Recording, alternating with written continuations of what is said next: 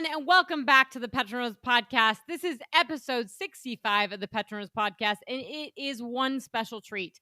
I had the pleasure of being in D.C. right during the election last week on November 8th, during the night of the election, and then I think folks were thinking would have a result of the election, which we did not. We do have that now. But I spoke at a panel at the Heritage Foundation with two folks who have been on the podcast, Diana Furtchgott-Roth and my former employer, Lou Pugliaresi.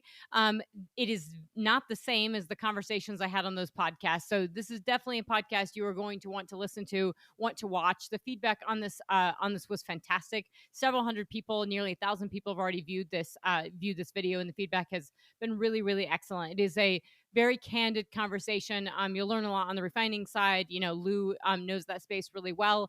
Diana asked fantastic questions, and really, this is a panel about the state of the energy market, what's going on with energy policy in Washington D.C., and really how Congress can impact that. So it is a truly fantastic conversation. I really look forward to hearing your feedback.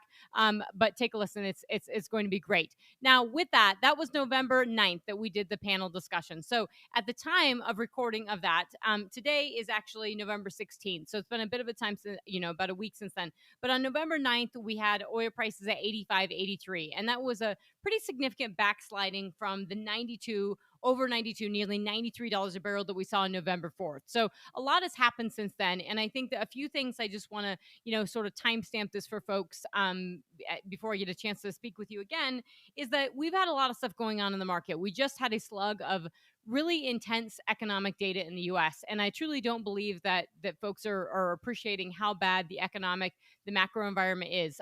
We have heard from the International Energy Agency and OPEC, who are both pretty negative on the macro economy and oil demand and are revising that lower. That's certainly impacting oil prices. We're also seeing rises in COVID cases in China. So despite the apparent, and I'm putting in air quotes, loosening of policies in China, the fact that they're still having these rising COVID cases is a pretty big deal. We did see Xi Jinping and Biden meet on the sidelines of the G20, which everybody was very positive about. I don't think it's that positive. And I think the China issue is still very, very serious. However, that being said, the International Energy Agency on November 15th yesterday came out and said, quote, demand growth will slow to 1.6 million barrels a day in 2023. That's down from 2.1 this year as mounting economic headwinds impede gains. So they've been talking about these mounting economic headwinds. We heard this very similar from OPEC. So that's weighing on oil prices. That also super important. Several economic data points is that we had Walmart earnings and we had Target earnings today. Walmart earnings was actually pretty positive. And when Walmart earnings is positive, you need to ask yourself what's going on in the economy. It's not a good thing. Walmart performs well in a recession. And the reason they're positive is because they have so much of the market share for groceries. And so people are going to Walmart, particularly higher income people making north of 100,000 a year, going into Walmart to actually grocery shop. And so that's helping their margins. And when they're going in there to grocery shop, they're buying other things. Now, Target's earnings today were not so good. I have not had a chance to rip through their entire earnings call, but the first 7 minutes are extremely telling, and they're very negative. They talk about inflation, they talk about the impact of the consumer, and they talk about the theft in their stores. This is a huge number that I think was unexpected by the market. So super, super serious things going on there. And that Target tends to be slightly on the higher income side. So the fact that they're getting impacted is a pretty big deal. So expect grocery areas like Walmart to continue to do well, especially as they're fighting inflation. Now, that kind of flies in the face of what you're seeing with the market, which had wanted to do the pivoting from the Fed when last week on Thursday, after the election, we got in better than expected CPI, consumer price index, better than expected inflation data. It dropped to 7.7%. But if you peel back the onion and you look at what's in those numbers, what we actually saw was that rent is still way up. It's still on a breakneck trajectory. So rent is still really high. The core of the CPI is still really high. So the market was hoping that the Fed would pivot, and they're still baking in this Fed pivot. They really need to not bake in this Fed pivot, given that we still have significant issues on the energy side and stickiness in inflation, and we have major, major job issues. You can go anywhere and hear about the labor shortages. Doesn't matter where you go, from the dentist to the oil industry, you're going to hear about the labor shortages, and that means that we have stickiness in this inflation, and we don't have enough people actually working. And that is coming on the back of, so we had FedEx furloughs. So we've had FedEx saying they're furloughing people. FedEx is a bellwether of the economy, like Walmart in many ways. So the fact that they're furloughing people is really big, is a very big deal. It's telling you that things are slowing down. We had Walmart and Target earnings. We've had Amazon layoffs, 10,000 people. Those are largely corporate layoffs. So it's very interesting right now to see this being sort of skewed on the corporate side. I think the implications for this are significant and really will impact housing. So we've seen Microsoft, Apple, Meta, slash Facebook, you name it, Google, everyone, Alphabet, all laying off jobs, Twitter included. So Silicon Valley is really laying off jobs. We're seeing venture capital stuff come down, and we're seeing the impact. Obviously, it's obviously in the U.S., but it's in Europe as well. So that's very, very significant. These companies were overvalued during COVID, and clearly probably overstaffed and overhired. But the reality is that those corporate layoffs, 10,000 people, 10,000 people at Amazon are largely on the corporate side. That's really significant if you're thinking about those people who bought homes and might have a two income and are paying for these, $800,000, $600,000 homes or $1 million homes, and then somebody gets laid off and they have to move. And I think that brings me to my point of, we just saw data come in from the New York Fed that said that the debt, U.S. household debt, which is something I talk about a lot to my clients about, is that U.S. household debt has risen by nearly $500 billion in a single quarter. So we went from, in the Q2 of 2022, we went to $1.15 trillion in U.S. household debt. And last year, 2021, was the single biggest increase we've seen since the year 2007 in terms of household debt, largely on the back of mortgages. And we've seen it went to $16.51 trillion in a single quarter. That is a massive increase in debt. Now, that is coming largely on the back of increased credit card spending and credit card debt. So all the stuff that you hear about the health of the consumer, and the consumer had all the savings is gone. Most of these consumers are spending on credit cards now. And with rising interest rates, that is extremely painful. And so we need to start thinking about housing and the implications to housing, because everybody said, if you look at, the people who bought houses, lots of it was great credit. But that all is on the back of how well jobs hold up. And so if corporate jobs are, we keep seeing these job losses, it is going to weigh on the housing. And we've already seen on housing, the Fed actually came out. Bloomberg had a headline that says, quote, mortgage rates could tank prices by 20%, Fed study shows. Absolutely, it's going to tank by at least 20%, because look at the price increases from 2019 to 2021. Just like everything else with all this easy money in the economy, those price increases impacted that inflation in food and housing from all that easy money and people living at home and spending all this money on their home, and very, very low to zero to negative interest rates fueled all these price increases. So prices are coming down by a minimum of 20%. But with that being said, lastly, the Wall Street Journal had an article that was pretty negative on quote, the frackers, which they meant U.S. operators and production. I don't think the data is quite as revealing as that when you actually look at the productions, especially in the Permian Basin. I talked a lot about that today at a technical lunch I did with the Women in Oil and Gas Association, WOGA, which we will be turning into a podcast. But with that, thank you guys so much for listening. Hope you enjoyed the little recap, and really take a listen to this podcast that's about to play, and watch the video. It's absolutely worth watching this YouTube video because we have slides with it, and it's the feedback has been exceptional. Hope you guys like it. Talk to you soon. Bye. Welcome to What Will Happen to Energy in the Next Congress. Please welcome Diana Furtchgott-Roth, Director of the Heritage Foundation Center for Energy, Climate, and Environment. It's great to be here. Thank you so much for coming. I'm Diana Furtchgott-Roth, Director of the Center for Energy, Climate, and Environment. And I want to welcome all of you to this event, those of you who are here and those of you who are online. And I've been told there are about 200 people online, and more people are going to be watching via webinar. So we better be careful what we say. We're honored to have with us today Lou Pugliaresi from ePrink, which is the premier DC energy think tank, and Trisha Curtis with Petronerds, the premier Colorado energy strategy advisory firm. Well, over the past year ending in September, the latest data available, the price of energy has risen by about 20%. Gasoline prices rose by somewhat under 20%, fuel oil rose by 60%, and piped natural gas services rose by 33%. Data for the year ending in October are going to be published tomorrow by the Bureau of Labor Statistics. As all of you know, this places a serious burden on households and on the economy because the extra money spent on energy cannot be spent on other things, and so other purchases decline. Consumers use energy directly through electricity and gasoline purchases, and it's used to produce and transport other goods. Inflation and the economy are major concerns, as we've just heard in yesterday's election, and people see gasoline prices several times a day as they travel, even if they don't stop to fill up. Shortly after taking office, President Biden fulfilled his campaign promise to reduce domestic energy production in a number of ways. He canceled the Keystone XL pipeline, paused federal offshore and onshore leasing, and suspended leasing in the Arctic National Wildlife Refuge. The Federal Energy Regulatory Commission has issued a policy inhibiting new pipeline production in the United States. The Securities and Exchange Commission and the Office of the Comptroller of the Currency have stated they will take into account climate risk when evaluating companies' and banks' investments.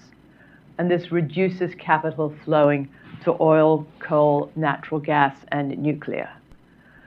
So the question before us today is this: can Congress help the Feds fight against inflation by encouraging further energy production?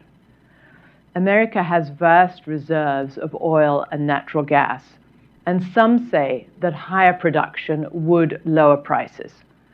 Others say that America is producing as much as possible and that no further production is possible, and even if we were to produce more, this production would not affect global prices. So that's what we're going to be discussing today. We don't know what the final makeup of Congress is going to be, but either chamber could hold oversight hearings on higher prices and production and place conditions on how funds are spent, subject to the president's signature on spending bills. Let me now introduce our two experts. Lou Pugliaresi is president of the Energy Policy Research Foundation, and he served in a wide range of government posts, including the National Security Council in the Reagan White House. At the time, I was with the Council of Economic Advisors, and we both worked on the third floor of the Eisenhower Executive Office Building, along with Ollie North and Fawn Hall.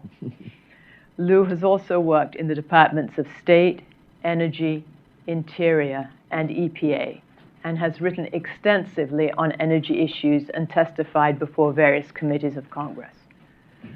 Trisha Curtis is the president and CEO of Petronerds, LLC.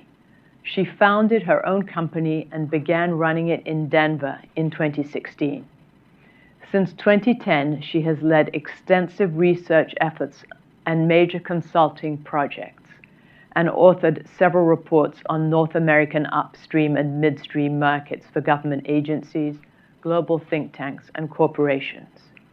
She's globally recognized for her knowledge of U.S. shale and has been asked to speak at several forums, including OPEC in Vienna, in Bahrain, and in Riyadh. She's the host of the Petronerds podcast. Well, each will speak for 5 minutes, followed by questions from the moderator, that's me, and the audience, that's you. Questions from the online audience can be placed in the chat and will be relayed to me via my cell phone. So why don't we start with Lou? Yes, thank you, Diana, and Trisha, two old friends. Good to be here. So we are in this space of petroleum economics or energy economics and public policy. And over the last 100 days, I've testified about 4 times, both Senate and House side, on variants of this particular issue Diana just outlined. And so the short answer is yes. Policy makes a great difference, particularly what the Congress is doing, but of course the administration. And I thought I'd maybe just show you 2 or 3 slides. But I'd like to start out and say, look, the North American production platform is an enormous engine of wealth creation, energy security, and prosperity for the United States. It's a central element of our national power. And strategies to undermine the operation of that platform harms energy security. And within the context of the fights over climate, one of the things we try to encourage folks to think about is it's probably not a good idea to stop producing the legacy fuels if you don't really have alternatives ready to go. Now, let me just take a look at a couple of things here. I want to first thank my colleague, Mac Pazur, and Bat Ogrel for some of the help on these slides. But you can see here on this first slide that if you look at U.S., Canada, Mexico, and that's really the way to look at it as an integrated market, we are net exporters to the world market. We're about 2 million barrels a day. Now, you hear a lot of discussion that the U.S. is importing crude. Yes, we are importing crude, but we're also exporting a lot of products. So when you solve all the efficiencies of transportation economics, processing, and marketing, the U.S. is not a net draw, or North America is not a net draw on the world market. We're a net contributor to it. But the policies that we're following now are diminishing that role. It's also true for gas. The other thing to sort of address this question that Diana raised is between 2000 and 2020, 2010 and 2020, the United States provided over 80% of the net increment in demand to the world market. This is one of the reasons why prices remain so low. So we have this vast resource base. The gas resource base is quite amazing, but inefficiencies in the distribution of it or regulatory programs are sort of what's holding us back. Finally, what I'd like to, just before we get started on that, is that there is a short question I'd like to say on the downstream, because the operation of this platform would be more efficient and less costly to consumers if we could get the production of gasoline and transportation fuels more in line with their cost of production instead of the sort of regulatory framework. And so the U.S. various biofuel mandates, particularly the ethanol standard above 10% of the fuel supply, is spiking the compliance cost. And in fact, a few months ago, the Council of Economic Advisors called us and asked if they could have our data, which we gave them. And we thought for sure they would go fight it out and we'd get some rational strategy. And we can talk about the politics of this are not good on either side of the aisle. I have the scars from Joni Ernst and Deb Fisher on ethanol, so I'm happy to talk about this as we get to it. But there are things Congress can do, and we'll get into that later. Mm-hmm. Okay. Trish. Mm-hmm. Yeah. So firstly, I'm very happy to be here. And these are old friends, or new friends and old friends. And I had my first job with Lou Pugliaresi here in Denver, here in DC. I'm in Denver now. But I'm going to jump into this. I'm very passionate about the industry and this business. And I think, firstly, I'm just going to say that this administration has been probably the most anti-domestic oil and gas production administration that we've had. And Diana pointed that out really clearly in the first days in office of, literally within the first 7 days, what this administration did. And the question of whether or not we could actually increase production in the U.S. There are a number of different things that could be done, from a policy standpoint, just changing executive orders that would sort of send a signal to producers to produce more. Now, oil prices are obviously they're not just high because of the U.S. president. So there's a number of factors that obviously contribute to oil prices. If we look in the previous presidency, we had lower oil prices. But if you just think about if you're listening to the stock market and you're hearing about how folks are talking about energy, obviously energy stocks have done really well. Now we don't know what's going on with Congress, but they're trying to figure out where's this going to go. And I would say, it's positive for energy stocks if Congress could push forward infrastructure, right? If we could actually build a pipeline, that would be positive for multiple energy stocks like folks in the Marcellus that need to produce more natural gas. That would be positive. it wouldn't be positive for prices, right? It would help bring down prices. That would be positive for the economy. That would be positive for helping lower inflation. That would help with the Federal Reserve's inability to sort of hit energy. So those are just different things to think about. Both Diana and Lou have been on my podcast, so if you haven't listened to it, please do. This is U.S. oil production, and I only point this out because we are producing 12 million barrels per day. And to Lou's point and Diana's point, I mean, we've had a steady ramp up. You can see that end where we dropped down during COVID and we've been climbing back. But I think it's really important to point out on the back of Lou's comments that, we had very low and stable oil prices between 2014 and 2021, including all of 2021, we averaged $58 a barrel. In that entire time frame. That's a pretty big deal because the whole world benefited from those low prices. And we saw Germany benefit, we saw Japan benefit, we saw major industrial economies benefit from these very low and stable oil prices. And that was largely on the back of the US adding massive volumes of production into the market. Now, oil companies did spend a lot of money. That wasn't necessarily a good thing. However, the point was, we were able to do more with less in the industry. And that's very important to think about in these previous trajectories of prices and where we're sort of going. And it has taken the industry a while to climb back.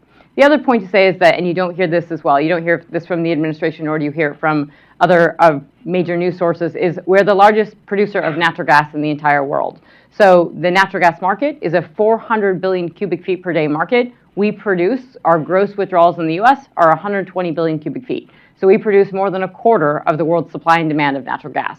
That is massive, and it's on the back of a very low rig count. That purple line is the rig count, and you can see that we're not really targeting natural gas. We're getting all this associated natural gas from the Permian Basin, from the Eagle Ford, from the Williston Basin, from the DJ Basin, and that's really contributing to our ability to be able to export liquefied natural gas to folks in Europe, which is extremely important. We're also just doing a lot more with less. So we have longer laterals. I mean, during COVID, as with every downturn, we get smarter, we get better, and we've incrementally drilled a lot longer laterals over the course of 2 years, which means you need less rigs. So we have a lot of efficiency. I'm just going to back this up to the White House and the SPR. I think this is extremely important.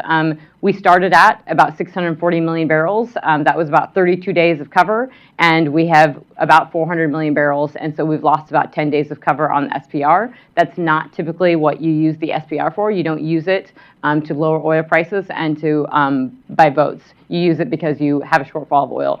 And lastly, I'm just going to say permit approvals. This is permit approvals on federal land. So the point that Diana was making of that executive order 14008 on climate change, which was enacted in day 7 of this administration, basically suspended all permitting on federal land.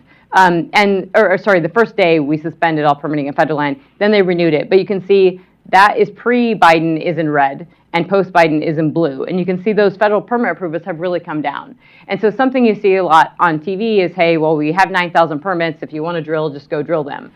Well, geology doesn't quite work that way. Just because you have a permit doesn't mean you want to necessarily drill that well, and you have to test it out. But the point is that the permit approvals have really come down, and you're re-upping. So if you have an existing permit, you cannot re-up that permit. And there has been no administration until now that has not reapproved existing permits. That's never happened. So now we're not doing that. And our lease sales, to Diana's point, have actually, between the ones that have been canceled and the ones that have been approved, they basically equal nothing. So we haven't had any federal lease sales. So when you think of business signaling to the market of where we're taking this business, you can't really beg these oil companies, hey, produce now, because the signal from the beginning 2 years ago was, hey, we're not in favor of you. And 2 years is a long enough time frame to impact oil and gas production. So if the administration had done different things in the very beginning, I think we would have a different outcome. And that being said, we are still producing 12 million barrels per day. So with that, I'm just going to leave it, and then we can go to questions and discussion. Well, let me start with this. Given that we know the House of Representatives is going to be Republican, we're not going to have a windfall profits tax because taxes start in the House of Representatives. So we know that that's off the table. What do you think, and that's beneficial because then oil companies can use these funds to reinvest in production if they're able to do that. What else do you both think that Congress could do in order to increase energy production? Why don't we start with you, Lou, and then Sure. I think I thought Trisha's points were on the mark. So what we testified on this. We take the renewable fuel standard for ethanol down to 10%. And can you explain to us what So, the yes, renewable fuel yeah, and standard is? Because I'm some reluctant. people If I might asked not know another what it is. person to write a paper on ethanol in our group, they would quit. But let me just say that the Congress has a series of biofuel mandates. These mandates are not based on market conditions. They're just they were signed during the Bush administration, and they were directed at somehow increasing the fuel supply in the United States by requiring higher levels of biofuels in the production of transportation fuels. Now, it turns out like ethanol is a valuable blend stock for gasoline, and it works pretty well. And if we had no regulations in place now, we could probably blend at 10%. And we're actually fighting over a small volume because we've never blended much above 10%. But the way the regulations work, you see biodiesel and cellulosic and all these advanced programs, they're probably adding 30 cents a gallon. The farmers aren't getting very much out of this. But you just can't, the politics of this are kind of bad on both sides of the aisle. And it's really hard to fix. But it's a tragedy because we could actually probably bring down gasoline prices. The other issue is that we have balkanized the specifications for gasoline. So this adds to increases in distribution costs. And part of this is something called RVP, reed vapor pressure, having to do with precursors. It's a local pollution issue. I won't spend a lot of time on it, but there'd be enormous benefits to having a single standard for the country.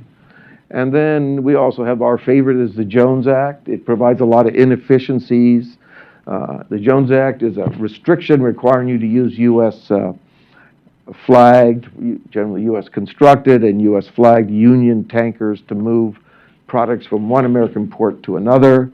This is a perennial fight and problem, but the unions have a lot of juice on this, and it's really hard to fix. So on the downstream side, there are things we could do. On the upstream side, I couldn't agree more with Trisha. It's very important to send signals that we're going to have an expansive oil and gas production policy. And we can do that and at the same time create a lot of wealth and a lot of income to state and local governments. In fact, I've been quite shocked about, there was a lease sale in New Mexico on federal land. It generated, I think it was December of 2020, generated about $1 billion. This is like net economic rent, which came to the federal government. But under U.S. law, $500 million of that was kicked back to the state of New Mexico. Now, you could argue that this production is a bad thing, it's horrible stuff, but that $500 million that went to the state of Mexico was pure economic rent. They could build opioid clinics, hospitals, roads, they could improve their schools. And so there's a real failure in the policy process to say, yeah, we don't really like this oil and gas, but we don't really want to talk about the benefits that actually local communities get that we're willing to forego. So it's really sort of fuzzed up in the political process, and a lot more education needs to be done to understand what we're missing out on. So I'm going to piggyback on that because those are, I think, excellent comments. And I think, so there's a couple things I want to show you, and that's, just to Lou's point, I'm going to come back to refining in a little bit and what we could do on the production side. So what Congress could do, I think, firstly, is changing the conversation is important. So we have had zero pushback on the administration by and large. I don't think there's been enough vocal critics. I mean, the fact that Joe Manchin is a Democrat and is the MVP for the Republican Party on pushing back on Joe Biden on energy is a big deal. And he has, sort of bent the knee and went ahead with the Inflation Reduction Act, which obviously didn't reduce inflation, in hopes that a pipeline might get built. But a pipeline getting built is super critical in terms of actually the Marcellus is capped at production right now and is one of the most prolific natural gas sources in the entire world. Can you tell people where the Marcellus Shale is? Yes. Because some of them might not know. Absolutely. So Appalachian Basin is your Ohio, Pennsylvania, it goes into New York as well. You can't obviously frack in New York and produce, but Pennsylvania is very significant in terms of production. I'm going to go meet up with the client right after I do this tomorrow in Pittsburgh, who works actually in the Marcellus.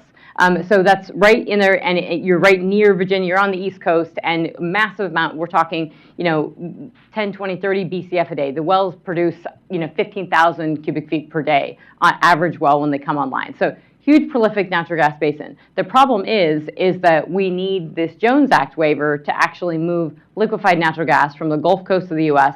all the way up to the East Coast right now, because the East Coast doesn't have the infrastructure to get the gas that's sitting on their doorstep, because you cannot build a pipeline.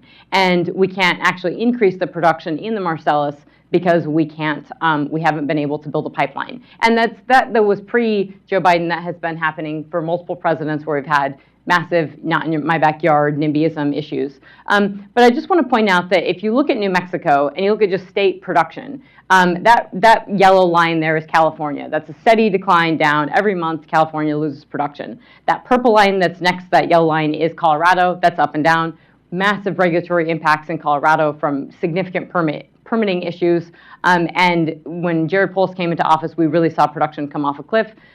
New Mexico, that line, New Mexico is producing 1.6 million barrels per day. That is more than small OPEC countries, and that is 2 counties, Lee and Eddy County in New Mexico alone. 2 small counties, a fraction of those counties, largely on federal land, are producing massive amount of oil. This is some of the best rock in the entire world is located right there. And these guys drilled throughout COVID and have really just ratcheted up, and it's extremely impressive in terms of just what we can do. And so when everybody says, "Oh my gosh, the U.S. industry is done and the production is not going to come back," we hear a lot about that. Gets a little bit influenced from maybe what the Saudis say and what we hear on the East Coast, but that's not what's actually happening on the ground. And so when people say, "What could this administration or what could Congress do to actually could we increase production?"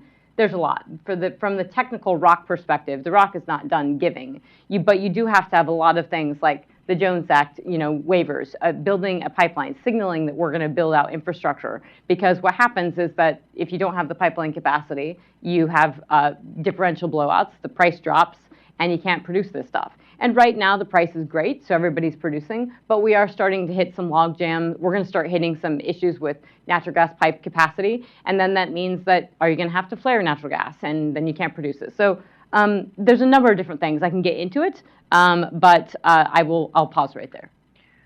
What would you both say to people who say, okay, Trisha, okay, Lou, I believe you, we can produce more, but it's not going to affect prices on the global market because they're set on the global market, and the United States does not have the power to bring down oil prices? What would you say to those people? First, it's a repudiation of 150 years of economic theory. But I mean, if we produce more, it's kind of Occam's law, right? If the problem is the price is high, you need more supply. Right, and I think that what they're saying is that the United States cannot add enough to the global supply to bring down the global price. That's what they're saying. So there's a question of timing here, right? So people have a lot of problem with understanding the role of expectations. So if you look at the market now, they say it's highly backwardated, right? So that just means that the price in the future is the price in the sort of speculative market, if you like, or in the forward market is lower than it is now. But the real question there is, if you think about the futures market, it's really what it really does is move supplies through time, right? It moves supplies through time, and what we're trying to do is move supplies from the future closer to now. We do that through inventory adjustments and stuff. But if we're sending a signal, as Trisha pointed out, that look, the future is going to be kind of pessimistic for U.S. production.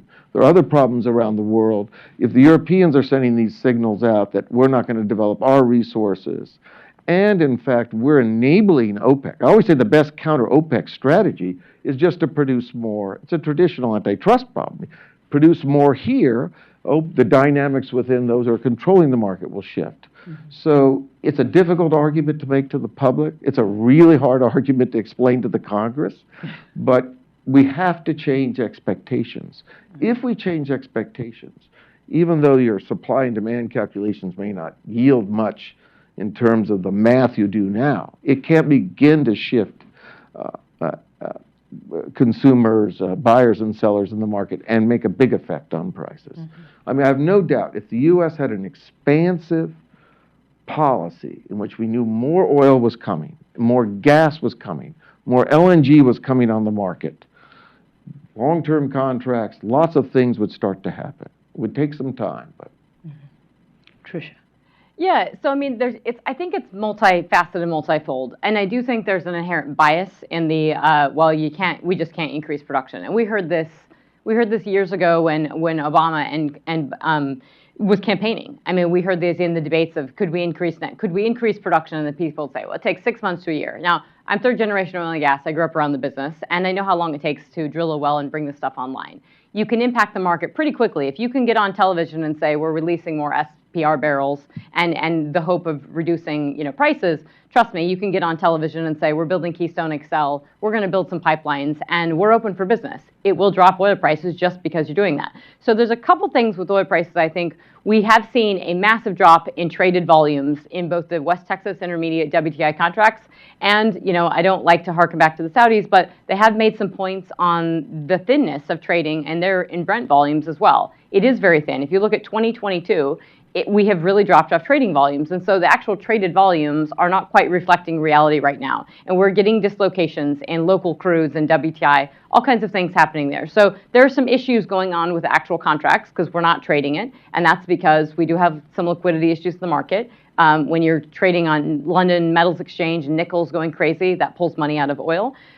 Secondly, and I learned this from Lou because we spent a lot of time doing ethanol and refining, but refinery capacity really does matter. And, this is a chart that just shows you U.S. refinery capacity and gasoline and diesel prices. And we've lost over 1 million barrels a day refining capacity in the U.S. alone. Collectively, globally, we've lost a few million barrels a day. And tell us what these lines mean. Yeah, what's the red line? What's the blue line? What's the gray line? That red line is U.S. refining capacity. So you can see where it was topped over 18 million barrels a day, and that has come offline. So we've lost 1 million barrels a day. And those gray and black lines, that's your average diesel price and your average gasoline price. And you can see there's a pretty decent correlation in terms of that moving up. Now, globally, we set, there's 3 major refining hubs, the Gulf Coast, Rotterdam in the Netherlands, and Singapore, that sort of help set oil prices. So people forget that refined product prices help influence oil prices. And when we have COVID, just put the nail in the coffin in terms of very low refining margins, and lots of refiners went out of business.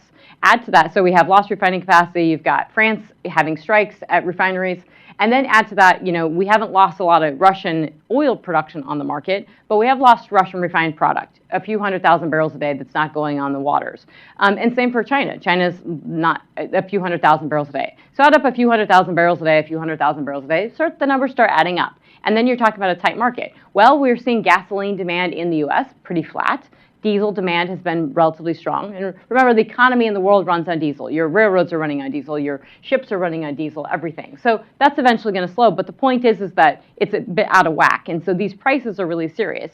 And I mean, when I was starting out with Lou, we were going to the East Coast and telling refiners that they could take Bakken crude. And we were, helping entities, telling them don't shut down these refineries. And that has to do more than just Congress. It has to be states saying, incentivizing, not shutting down refiners. So California has a major role to play in this. You can't be anti-oil and gas and shutting down these refineries. And that gets me to my last point of, I think ESG and the comments that Diana was making with the SEC and the regulatory environment, and where the U.S. comes out guns blazing and saying, we're going to produce less and we're going toward green. It really does matter because this is a trickle-down effect, and if everybody is, has these tailwinds and they're very excited about all these green investments, which aren't making money, and they're not producing money, and they're even incentivizing oil and gas companies to take billions of dollars and to put it in lower carbon, that lower carbon is lower energy, has a lower BTU output, and that is impacting the consumers today here in America and all over the world because everyone has put those dollars into lower energy output, and we are feeling the ramifications of that today. So it's something that, the U.S. can have a profound impact on it, but the world needs to, really have a come to Jesus moment that we have to be producing energy, and a lot more than we're producing now. Another thing we hear is that we cannot expand refinery capacity in the United States in the short term because it is already at the max. And if we built a new refinery, which we haven't done for decades, it would be 5 years or so before it was online. So if we are really capped at refinery capacity, how can we lower prices? So, first, the structure of the production process. The refining stuff is a little tricky because for many years we had too much capacity in the North Atlantic Basin, right? So we had some inefficient facilities that had to be shut down. I'm actually parsing it all out is difficult. It's very difficult to parse out all the forces. It's clear to me that the pandemic shutting down really made it difficult to recover quickly. There's a lot of things you could do to tune up some of the refineries. But we don't really, we had a period of very high crack spreads, but we also had, What crack so a crack spread spread is means? the margin between what you pay for the crude oil and what you can sell the products for, right? And that just took off. It had to do with a lot of distortions, which now are being exacerbated. If you think about it, it's a little more tricky. What happens is natural gas prices shot up, right? The Asians are pushing back their natural gas, but people are then having to shift to coal and diesel, right? The Saudis, they use, I think, 200,000 to 300,000 barrels a day in direct crude burn in their utility system because the relative price of gas. So you had this question of when gas prices spiked, natural gas prices, it began to put more pressure on the diesel market, in particular in Asia and the Middle East. And so it's all sort of related And that was to a policy that doesn't have enough volume of oil and gas in the world market. And that was last. So if you go back and you look at energy prices last fall in September, when we saw that price spike of oil, that was because we had the fuel switching where natural gas prices spiked and everybody was switching from natural gas in the power plant to diesel. And so that was the immediate beginning of this. In addition to we lost this refining capacity, so we lost this diesel. And then the Saudis, he's 100% right, 200 to 300,000 barrels a day on a daily basis. In the summertime, they burn 1 million barrels a day, and they were able to do something amazing. They were able to put that oil on the market because they were using Russian fuel oil to burn instead, which was nice and convenient for them. But the point is that this is a lot. We've had a massive amount of consumption of diesel in the power sector, and so for all this, let's go green and our aggressive green policies in Europe over the past 10 years, they are burning diesel like mad in their power plants because natural gas prices were too high. Now we've just seen a little bit of a flipping where prices have come down, but the point is we're seeing the direct crude burn for diesel has been huge, and that is certainly impacting this. And that's, again, on the back of COVID when Europe really let their production decline significantly for natural gas, for oil. Everybody let the refining capacity come offline. And so now we're sort of at the problem. But they are all extremely, extremely interconnected, to Lou's point. Let's open it up for questions. Do we have any questions here? And if so, wait for the mic. Myron Ebel, let's wait for the mic. If you could identify yourself and your organization and ask a question rather than a comment, that would be terrific. So many conditions. Myron Ebel, CEI. I'm encouraged to hear that American production has remained buoyant despite the best efforts of the Biden administration to depress it and destroy the industry. But I'm wondering actually what Congress, the 118th Congress, can do. And I just wonder if you would talk about two aspects that occurred to me. One is the appropriations process, and the second is all these financial regulations that you mentioned, the ESG, the SEC rule, the attempt to drive investment out of conventional energy and say you can't do it anymore. You can't invest it. Because obviously, if we can't invest in it, production is going to start going down, right? So first let's talk about FERC, because the chairman is been renominated by the administration, I believe, and I think Tell us what FERC is and what the it does. Federal Energy Regulatory Commission, which is the fundamental regulator in interstate gas pipelines, not necessarily, and also very active in the movement of regulation of electricity across the United States. And have a commission, an independent commission, and as anyone who's watched the hearings knows that Senator Manchin was quite upset with the chairman. He was applying, he felt, a lot of standards which were not in the law, and he's held up his hearing. I think the hearing is now scheduled for Glick. So one thing is, that hearing process could, presumably Manchin's going to torture him. We'll see what happens, whether he's moved a bit, he's pulled back some of the more onerous regulations, so it can have an effect. I thought oversight when the Cheniere facility, I think it was Freeport, it had a fire, and they needed to do a complete root cause analysis. In any rational system, when you looked at the value of that gas, you would have sent the PHMSA team to work 24 hours at the site. You would have just dedicated them down there to find the root cause, to get the regulatory hurdles out of the way so you can get that gas, that LNG back on the water. There are things the administration can do, but I think fundamentally, the administration, there's a real problem unless they begin to feel the heat from Congress. So the oversight hearings is a way to go.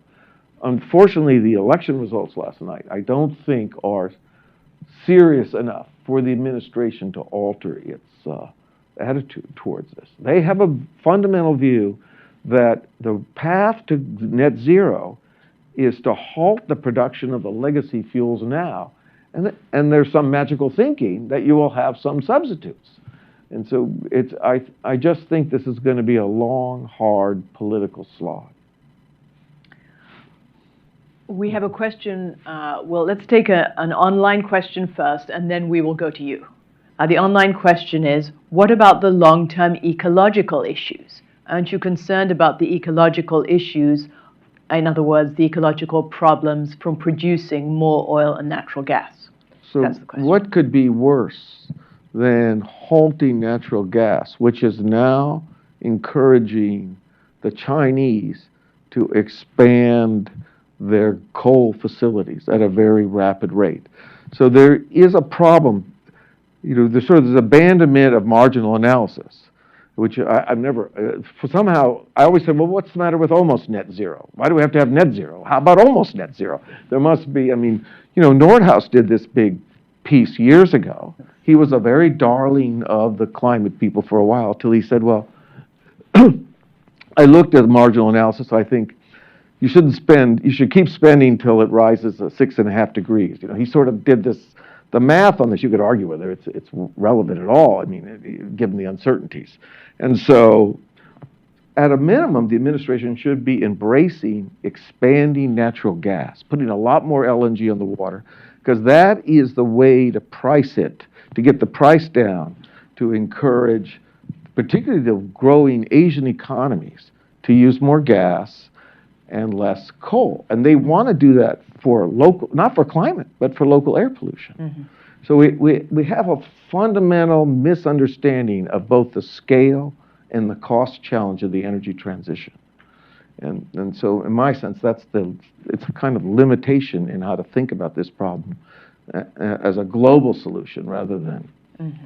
I would say that so if you want to if you're concerned about ecology, if you're concerned about the environment, firstly, China has a whole ecology So we're division. all concerned about the environment. We all want cleaner air and cleaner water. And as our society's incomes rise, they have a greater demand for clean air and cleaner water. Right. So the way you do that, though, and I think, most folks in Denver in the oil and gas industry are pretty hardcore environmentalists. No one's anti, clean air, but you cannot do that by if you're going to outsource your production to Saudi Arabia, into Iran, into Venezuela, into Russia. You automatically increase your emissions immediately because you're literally transporting it via diesel tankers to your country, and you don't have control over that production. We have the highest NOx and SOx regulations in the entire world in the U.S. We have some of the highest air emission standards in Colorado for oil and gas producers. So you can't say that we don't want to produce it here, but we want to still consume it, but we want to produce it somewhere else. That's absolute BS when it comes to the ecology. Secondly, when it comes to China, you can't, China's producing 400 million tons of coal. They've increased coal output by 100 million tons in 5 years. They have over 3,000 active coal-fired power plants, and they are adding 200 are in construction now, 200 are pre-permitted, and about 200 are going to be permitted, are actually permitted. Their coal-fired power generation is ramping up. It has nothing to do with natural gas or the ecology or the environment. It is completely about energy security. And that's something that they are focused on. And we have to really understand energy security is so important. When we are outsourcing, we're saying, okay, we have to think about the ecology, which is important. You still have to think about energy security, because what we've seen in Europe is a entity of countries that consume 55 billion cubic feet per day of gas, and they produce 20 billion cubic feet per day. And that gap in production and consumption has been completely outsourced to Russia and has given them all the leverage that they needed to do everything that they're doing. And so you can't have policies that say, we are going to, we're going to produce less, but we're still going to consume what we're going to consume. It just doesn't work that way. And politicians are not willing to say we're going to cut consumption, because that would devastate your economy, as we saw with COVID. So it's not going to happen. So we have to have very sound policies. And when you produce it at home, you have the ability to regulate it, and it's significantly cleaner. And we have massive, when we're pushing this industry in the U.S. to reduce methane emissions, they're doing it. I mean, so we have our standardization, our ability to regulate it at home, and that's why buying it from Canada, Keystone XL, everything, these are the countries in the developed world that actually have the regulatory framework to do this, as opposed to just having it from abroad, and that's what's going on with China. And I would say to your question on Congress, and I think education is huge, so Congress needs to start having at least some kind of hearings and committee and talking about what to do, but also pushing states. States have to, we have to increase our refining capacity or bring refineries back. I mean, states have a capacity to do this, but think about what the Obama administration, when they passed through just a bill when we were allowed to export crude oil, those things could happen, and that's sort of the give and take of, could we get a little bit of buy-in? Could we get a pipeline built? Could we get a pipeline built out of the Marcellus? And that's something that Congress could have an impact on, that I'm hoping for. Great. Over here. Is he going to bring them? Oh, thank you. Bill Walters, University of Maryland. How important would a campaign in Congress be to demonize carbon dioxide? Let's start with you, Trisha. Undemonize carbon dioxide as the enemy of, undemonizing carbon dioxide as the enemy of the climate.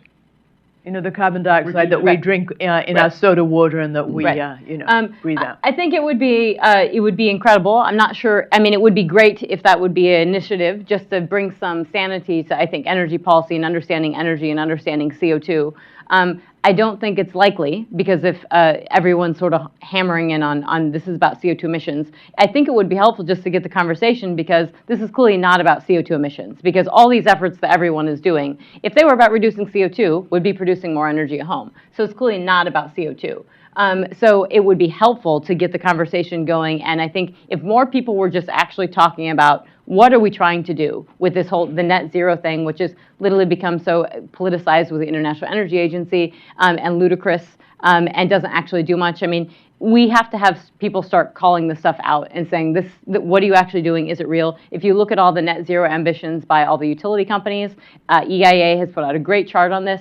All the things utility companies are doing around all our country, shutting down coal-fired power generation, shutting down power plants.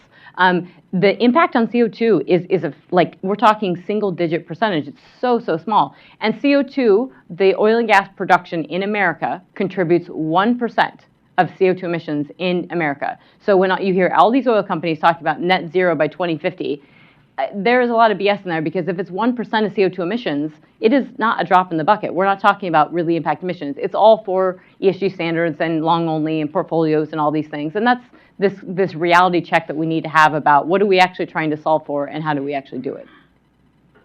Lou, do you have anything to add? Well, yeah, it's a hard game. I mean, I've been up at the Hill a lot, and I think that, sort of in terms of our interests, we have just put almost all our effort saying, look, even if the entire OECD goes to net zero, which it will not, the net effect on global emissions in 2050 is relatively small. Without having a strategy that deals with the growing economies of Asia and Africa, where you have the population and the economic growth. It's hot in Indonesia. Everybody would like an air conditioner, and they're going to buy one. And if you talk to the local, we've had a long-term project with our Japanese sister think tank on this. And everywhere we traveled in Asia, they all said, look, yeah, we're for net zero, but all of the political people you talk to say, we can't do anything that raises the price of electricity too much, because then even if we're a somewhat authoritarian regime, we're probably going to be out of business. So we have this OECD-centric attitude towards net zero and towards climate is a big, big problem. And I think the Congress can play a role in sort of pointing this out, educating it, and say, look, we need a strategy to get on the low end of the cost gradient for this. Let's take another online question, and then we will go to you, if you still have your question. How will the new makeup of Congress affect the outlook for refilling the Strategic Petroleum Reserve? In part, to both your points, this would help bring up the WTI forward curve. Yeah, so I'm not sure. The SPR, so I ran into a former, in Tokyo, former EIA administrator, and I was sort of bemoaning the problem of using this as a kind of piggy bank every time prices went up. And what he told me was, look, you don't understand. The Strategic Petroleum Reserve is very useful because it gives the administration something to do when they would choose something much worse. So maybe it's really a kind of solve to a political thing to keep Congress from, windfall profits tax and all these more horrible things. But yeah, I don't know what we do about the SPR. I'm against using it willy-nilly every time the market prices move around. Well, I thought it was only supposed to be used in cases of national security. Yes, and by the way, I also heard that the Jones Act was only supposed to be waived in cases of national security. Yeah, it's very tough to waive the Jones Act. It can be done. It has been done. Yeah. The president has a lot of authority. Unfortunately, or fortunately, the IEEP, the International Energy Economic Policy Act, is that what it is? And these emergency measures give the president enormous authority on this stuff, for good and bad. And so, our basic point, yes, we should refill the SPR. We should have a storage facility, a storage supply that's higher than we have now, because we could have. Just think about what happens if the Saudi oil fields blow up. What if there's a major war between Iran and Saudi Arabia? We're going to want to have a lot of oil in storage to smooth the pathway to a much higher price outcome. So. And that's, I think, why you're seeing oil prices. I mean, there's a big geopolitical risk premium still on oil prices right now. I mean, I don't think the fundamentals are really reflecting, these high 80s or even 90s. However, that being said, the SPR, it's just sort of like these canceled pipelines, right? Keystone XL, we didn't really feel it, and we didn't really feel canceled natural gas pipelines because we had low prices. Now we have high prices on natural gas, we have pretty high prices on oil, and now these canceled pipelines are really kind of coming home to roost. We end up in the U.S. and really all over the world, you sort of overbuild in pipeline capacity. And that is great for the producers because they have lots of flexibility in how they move their product and it gets to market. And it's a huge portion of, it's a piece of the midstream sector a lot of people don't pay attention to, of how oil and natural gas and even refined product flows. And it's really critical in America to how it helping set prices. So it's something that we're feeling now. The Strategic Petroleum Reserve is, I think you got to hearken it and liken it back to, it's a little bit analogous to that, is that we aren't feeling it now, but we have, that 200 million barrels is a lot. No one's done that. No president in history has ever attempted to do that. So one, and I am just gobsmacked that we don't hear criticism on CNBC or Bloomberg when the president gets up and says, okay, we're doing this release, and nobody's saying, holy crap, this is really bad policymaking. Because right now, if we don't feel it, to Lou's point, we have this geopolitical risk premium, and if we lose any barrels abroad, we're going to need to tap into this because we may actually need it. Or to say we have an outage in the U.S., if we have what if there was something that happened in the Permian Basin or in North Dakota or something, and we actually lose a couple million barrels of production or something in Canada or anywhere, you have this as the reason why it's strategic. So I think it's really important to think about that, and globally as well, is why it's really important that democratic countries who have allowed their output to decline have really put the entire world at risk in terms of geopolitical power and also in energy security. So we need to be pushing not just the US, but we need to be pushing all these democratic countries who have high standards on methane and emissions to be producing as much as they possibly can, because we cannot leave it to Saudi Arabia and Venezuela and Iran and Russia to be producing this, and just us taking the knee and consuming it. Last question. Please identify yourself and your organization. Hi, thanks so much. My name's Tara. I work at Treasury. I wanted to ask on what you think the price effects, like the global price effects of the, A, the service ban, the potential service ban, and B, the proposed price cap would be. So we've done some work on the price cap. To me, it strikes me as something drawn on the faculty lounge somewhere. Okay, it doesn't really make a lot. It's so easy to avoid that, so the more interesting question is, are you talking about this sort of sanctions on Russia on technology and foreign service companies? Oh, insurance. Yeah, the insurance also is a problem, although that can be, the Indians and the Chinese could probably self-insure. I think that's what's going to be happening anyway. I do think the more interesting question is the export controls and what has to try to get the service companies that have worked in Russia into the room and ask them, well, how fast do you think the Russian production is going to deteriorate? What does it mean long term?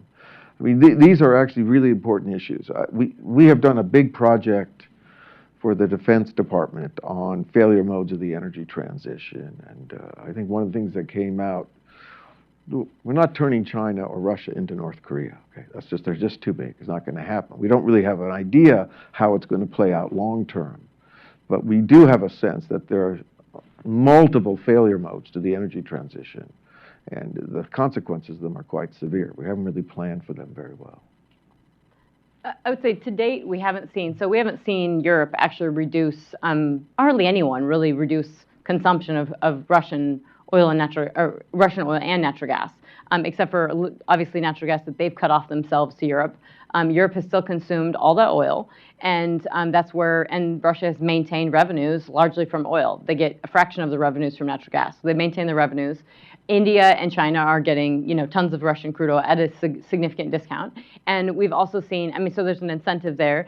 China's getting 1.5 million barrels a day from Iran, who's under sanctions, and has been doing that for a couple of years. So China doesn't care about anybody's sanctions. So we have to get that clear. China is funding this war in Ukraine. That needs to be clear as well. So when we talk about putting price caps on Russia, which again, when they talk about it in Europe and they talk about it here, it's little people scribbling stuff on napkins because it makes no sense.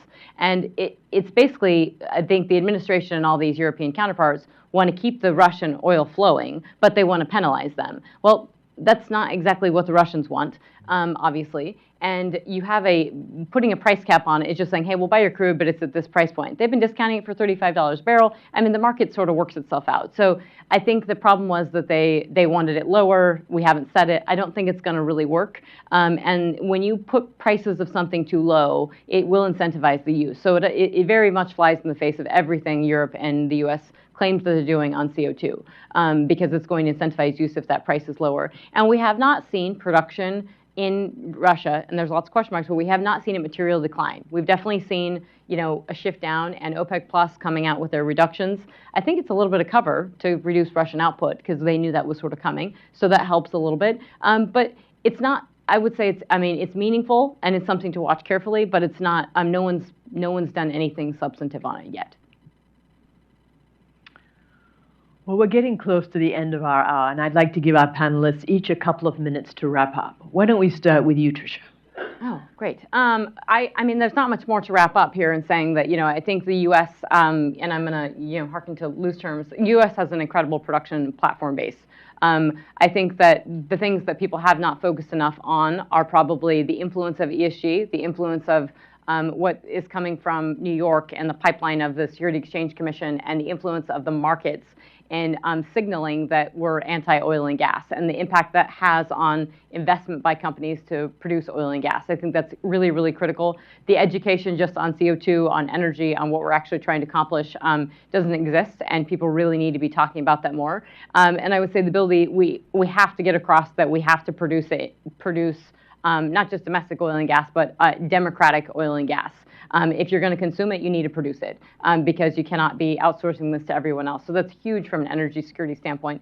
And lastly, I would say we have the capacity to do this. So whether it's if we built a single pipeline out of the Marcellus, if we increased output on, if we were able to send more LNG molecules abroad, all of this has a meaningful impact in terms of denting what's going on in the global space and also impacting our capacity and our prices. And natural gas prices are pretty high in the U.S. Electricity prices are soaring, and the ability to bring those costs down are reliant on us building out infrastructure to match the production capacity. And that infrastructure signal is going to allow producers to pump up their production as well. And that all comes back to signaling that, hey, we're open for business.